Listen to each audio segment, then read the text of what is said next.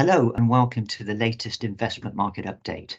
This is our first investment update of 2024 and we wish you a happy and prosperous 2024. I'm Brian Morman, Chairman of Brunston Financial, and today I'm being joined once again with Mark Shields, Investment Director at Brooks Macdonald. Brooks Macdonald have been carefully selected to manage the Brunston investment funds, and using their expertise, the team analyse movements within the market and make tactical changes.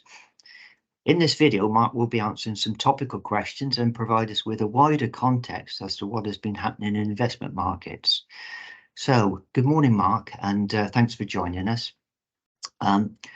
After a choppy year, equities and bonds enjoyed a strong end to 2023. What were the main drivers behind this move? Yes, hello, Brian. The main driver really was a sort of revision in expectations for interest rates and inflation from both the bond and equity markets. Obviously, 2023 was quite dominated by where markets expected interest rates to be at various points in the future. And what we saw at the end of last year was some better inflationary data, combined with some slightly softer economic data, and that led markets to conclude that we were at peak rates, and therefore bonds and equities rallied quite heavily off the back of that, helped out a little bit by some comments by some key individuals at central banks as well. And we did see quite a strong rally in the last couple of months of 2023, coming off of quite a difficult autumn when markets had a quite opposite opinion. They thought interest rates were going to remain higher for longer. So that was the main reason why 2023 ended on a sort of bit of a high, as it were.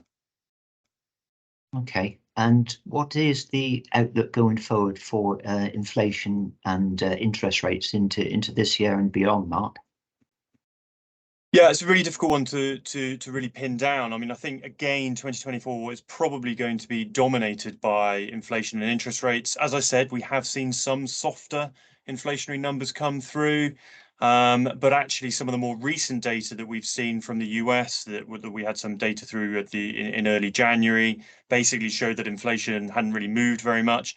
And in fact, as I'm talking to you now, we had some inflationary data out from the UK this morning, which actually showed that inflation has picked up a little bit, only a small amount, but it's enough to sort of rattle markets a little bit. And, if we do see a continuation of that sort of inflation remaining sticky, that optimism that markets have priced into equities and bonds could be called into question.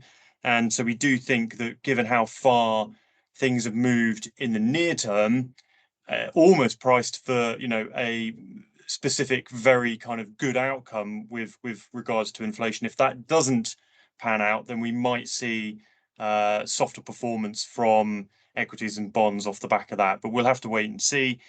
But for what it's worth, I do suspect that barring another inflationary spike of some description, possibly being caused by what's going on in the Middle East at the moment, or another geopolitical event of some description, we probably have reached peak rates. I just quite slightly question whether central banks are going to be able to cut rates as fast as the market is currently anticipating. Okay, and of course, thinking about 2024 is going to be heavily influenced, no doubt, with politics globally. What are your thoughts on this? Yeah, absolutely. 2024 is quite an extraordinary year for politics. I think something like 50% of the world's population are going to go to the polls this year. Over 60 countries. I mean, obviously, that number in terms of population is very much moved significantly by the elections that are coming up in India, for example. But the big ones are the US election, clearly in November. And for us as well, we've also got UK elections at some point. Well, in theory, they could be in January 2025, but I think it's likely to be held at some point this year, maybe in November. We'll have to wait and see. But yes, politics are certainly going to play a role. Especially the outcome of the US election, and it's very difficult really to draw significant conclusions as to what's going to happen with regards to politics and how you should position portfolios. But it does potentially introduce some additional risks. We might see central banks in places like the US, for example, making changes that are more politically motivated, even though they're supposedly independent. I question their degree of independence. But also maybe there'll be extra sort of caution placed on geopolitical risks. If Trump were elected, what's the relationship between the US and China going to be like from that point on? So, excuse me. So the additional level of political risk that is out there is significant, difficult to predict. But, I think against that backdrop, we're happy to remain slightly more cautious to try and absorb some of the volatility that may come out of some of the politics that we're likely to see throughout this year. Okay. Okay, Mark. Well, thank you for that summary. And thank you, as always, for watching. As always, if you have any questions or queries, please be in touch with us. Thank you.